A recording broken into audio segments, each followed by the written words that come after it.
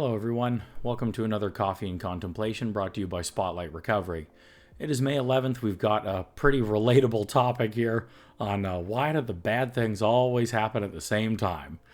So we've got a reflection here on it that I want to dissect a little bit, actually, and just share some recovery perspective on it. So let's get into this.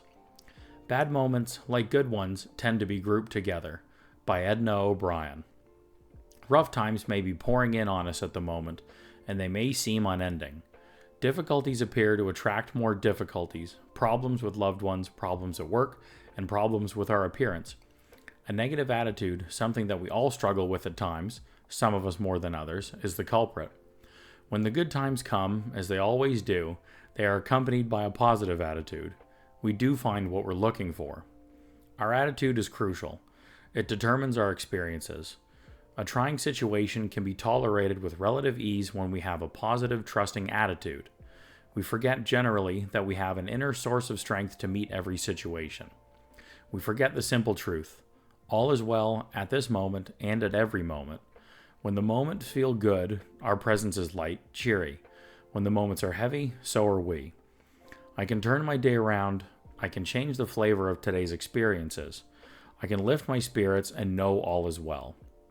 This reflection is from Each Day a New Beginning.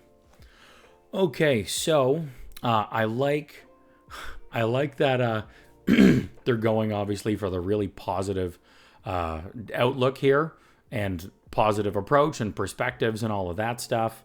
I am definitely in in the middle of a bunch of bad things all happening at once. So when I read this, I was like, oh, yep, thank you. And zoned into it immediately, which is why I picked it to reflect on today.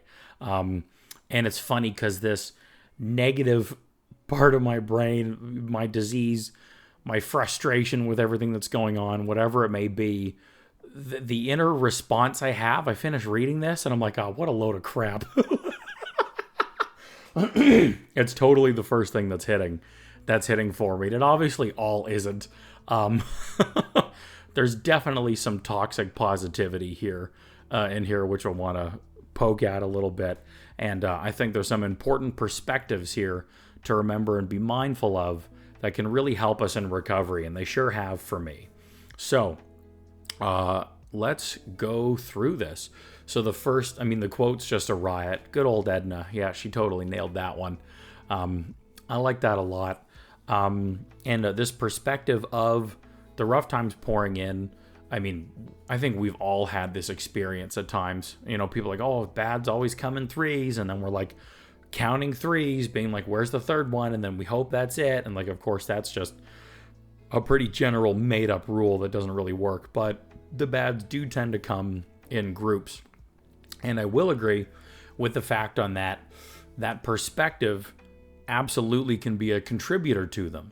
Because if a bad thing happens and then the next one comes along before not only the first bad thing is dealt with, but I've also had time to do my own emotional process of and letting go of that bad thing, then the next one coming in is just going to feel even worse. It's going to feel even more just like another, like the first is a kick in the shin, then that's a kick in the knee, and then it's a kick in the hip. Like it just, the bit by bit, they can accumulate and get worse. If I don't get a break from them, and if I don't have time to do my own emotional processing and my own emotional self-care, whatever that may look like, So I think those are really important things to realize that are contributors to this and when bad things kind of all come together, and just things that we can be mindful of and do to try to work out of it. So the other thing too, with that, and they talk about it in this reflection here where I feel it gets into toxic positivity and what I don't agree with is then it says right after it, there's like sentences of what the negative thing looks like. And then when the good things come, everything else is good. It's like a 2-liner. Oh, yeah. And just a reminder, I've got the link to this reflection in the description so you can read along and save it on your phone if you want. But yeah, when the good times come, as they always do, they are accompanied by a positive attitude. We do find what we're looking for. Like, okay, that's a little wishful thinking there, Edna. Like, it just, you, how can you just wish and choose for then the good things to just miraculously happen, and then they do, and then you wave a wand and then poof. Like, that's just not how it works. Like, I don't know what life you're living, but that has not been my experience, nor any of the clients that I have worked with. Haven't seen it, don't agree with that, don't fully get it. There's the piece of, again, having the positive attitude, looking for positivity, and then incorporating that into your life. That's absolutely possible, and that's something we've talked about on this podcast time and time before. But just thinking it's that, I was going to say cut and dry, but that's a bad example. That black and white, like, is just, that's not realistic. Therefore, I don't think it's fair. And then when you put this kind of mentality in people's minds, you present them with this as it's literally that easy, then you end up just really disempowering a lot of people and chipping away at their confidence and self-esteem, because they'll think, oh, I can't do that. Why can't I do that?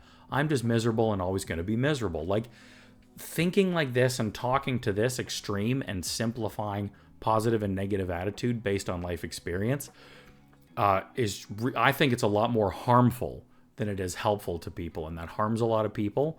And addicts especially, we already come into recovery, or in general, as part of our disease, we're always combating having a low self-esteem and sense of self-worth. You present me with crap like this, I have a much easier chance of then falling more into this low self-esteem, sense of self-worth. Look how useless I am. It says in this reflection, it's so easy. You just have a positive attitude and then your life is positive. I can't do that because I'm a loser. Therefore, I'm just going to go get high, whatever, right? So I don't like that approach. I don't think that's helpful. And I think you got to take about 10 or 20% off of their squirrely Dan. So that's just my perspective on that piece. And then the other one too is just the paragraph before it, the last sentence here on the negative piece. A negative attitude, something that we all struggle with at times, some of us more than others, is the culprit. Wow, just straight judgment. Let's just throw some judgment in there and say we're living a spiritual life. Unbelievable. How did you print this? Like, oh my gosh, this is from Each Day a New Beginning. Overall, great reflection book, but man, some of y'all missed these points. I'm telling you. So it's like, that cracks me up. Just the judgment of that, of another's negative attitude. And then this approach of just choose to be positive about it, and then it's all going to be positive. Like, that's just, it's not applicable. And then it's just, I don't like putting this kind of messaging into people's minds. I don't think it's safe. I don't think it's supportive, And then this third paragraph, we've got some good and bad sides around this too that I want to get into a little bit. So it says, our attitude is crucial. It determines our experiences. A trying situation can be tolerated with relative ease when we have a positive, trusting attitude. We forget generally that we have an inner source of strength to meet every situation. I see that is really well worded. I think that's much better worded. That is a lot more applicable, realistic. That's a lot more of like a SMART goal when you look at that, really. And as we have talked about that, our attitude is crucial, and we absolutely can contribute to things being positive or negative. And that really can help create our reality and determine our experiences, like it talks about in this reflection.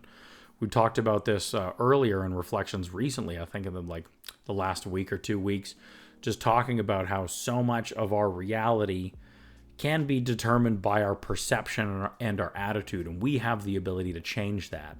And that's the majority, and that's what it says here. Most situations generally, now they're not speaking in absolutes in this, which is great because that's so much more applicable, obviously. And that I believe in, but it's not the be-all, end-all. And so that's a thing they talk about here too. And like this line blows my mind. We forget the simple truth, all is well, at this moment and at every moment. Well, it's like, well, I'm sorry.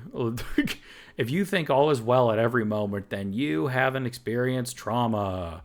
Like, again, just like that's just victim blamey. That's so unempowering for somebody who's been through just unbearable and hard situations, which just about everybody has. And also addicts too, because of our life that comes with being addicted to whatever we are. So you can't just unempower people like this, and you can't victim blame people like this. So that line, and at every moment, scratch that. Get that garbage out of here. But in general, forgetting the simple truth that things can be well in the moment. Yes, that's the stuff I want to be focusing on and talking about here. There's a guy in, it's an AA meeting, that's it, local AA meeting, and he's got this great share on, like, in the meeting asking, he's like, oh, how are you? You doing good? Everyone's answer should be yes, because in this exact specific moment, you are good. You are fine. He's like, you're in a meeting, you're sober, you're alive, you're here, you have support. Well, then even, sober or not, it's just you're here, you have support, you are reaching out for help. He's like, right now, I can pretty confidently say that we're all fine. And so I like that perspective because they are living really in the moment. They're like, for this second, for this hour, or whatever this meeting's going to last, you're probably going to be fine.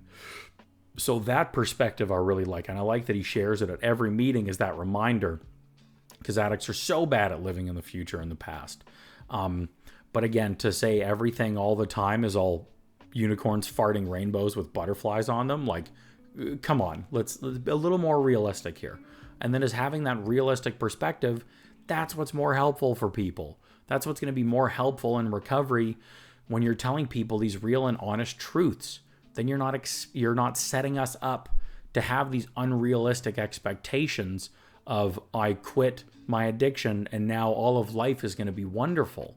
I mean, because now you're living in the opposite facade of the same thing of when you are in your addiction and say, oh, I just act out and use again this time and that's going to make everything wonderful.